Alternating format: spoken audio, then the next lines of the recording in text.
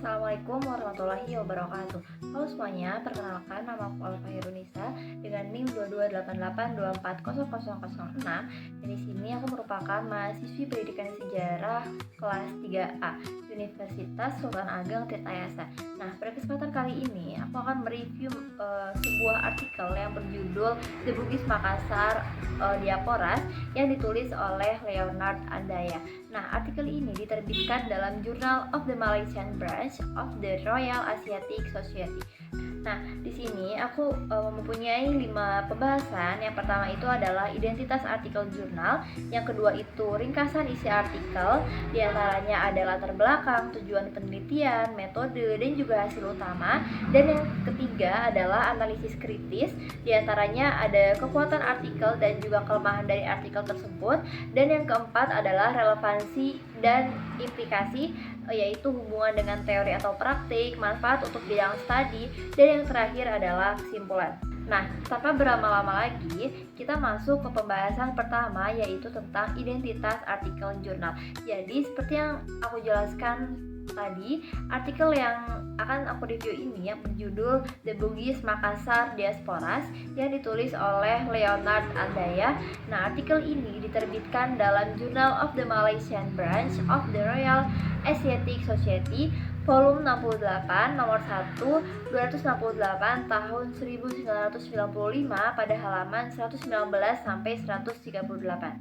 Pembahasan kedua adalah ringkasan isi artikel. Yang pertama adalah latar belakang. Jadi, pada artikel ini, periode abad ke-16 hingga abad ke-18 di Asia Tenggara ini ditandai dengan perubahan yang sangat besar akibat masuknya bangsa-bangsa Eropa yang berusaha memonopoli perdagangan rempah. Nah, upaya dominasi ini memicu perpindahan besar-besaran masyarakat lokal termasuk diaspora Bugis Makassar dari Sulawesi Selatan. Artikel ini bertujuan menjelaskan faktor-faktor penyebab diaspora Bugis dan juga Makassar ini. Bagaimana sih mereka beradaptasi di wilayah perantauan serta mengapa sebagian diaspora ini berhasil sementara yang lain itu mengalami kegagalan. Nah, penulis atau Andayana menggunakan metode penulisan berupa kajian historis berbasis sumber arsip. Di antaranya ada dokumen VOC Belanda, catatan Inggris di Sumatera, serta naskah Melayu seperti Tufat Al-Nafis dan juga Silsilah Melayu dan Bugis. Nah, metode ini memungkinkan rekonstruksi peristiwa diaspora secara mendalam. Next adalah hasil utama. Nah, hasil yang saya dapatkan setelah membaca artikel ini diantaranya diaspora Makassar ini sering gagal karena dipimpin oleh bangsawan besar yang menuntut status tinggi sehingga menimbulkan konflik dengan penguasa lokal. Nah, akhirnya mereka ini dianggap ancaman oleh VOC dan juga dipaksa kembali ke tempat mereka yaitu Sulawesi. Nah, yang kedua adalah diaspora Bugis ini ternyata relatif berhasil. Nah, mereka ini lebih fleksibel, mampu berasimilasi dengan politik dan juga budaya setempat serta membentuk pemerintahan diaspora yang unik. Nah, misalnya di Johor Riau dan Sumatera Barat. Nah, yang ketiga adalah keberhasilan Bugis juga ternyata ditopang oleh interaksi strategis, diantaranya ada pernikahan politik, sumpah setia dengan Raja Melayu, dan juga peran sebagai perantara perdagangan. Pembahasan ketiga adalah analisis kritis.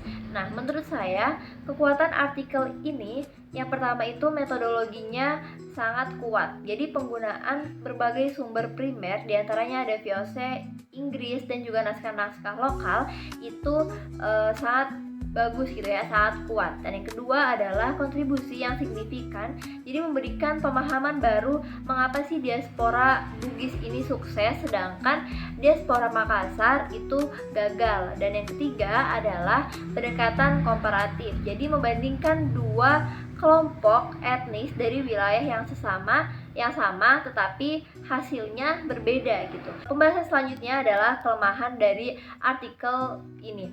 Yang pertama adalah menurut saya fokusnya itu lebih banyak kepada aspek politik dan juga ekonomi, sementara di dimensi lain yaitu sosial dan budaya diaspora seperti kehidupan sehari-hari masyarakat biasa itu kurang dieksplorasi dalam artikel ini.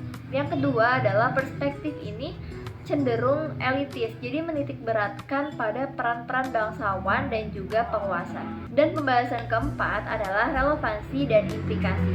Yang pertama itu merupakan hubungan dengan teori atau praktik.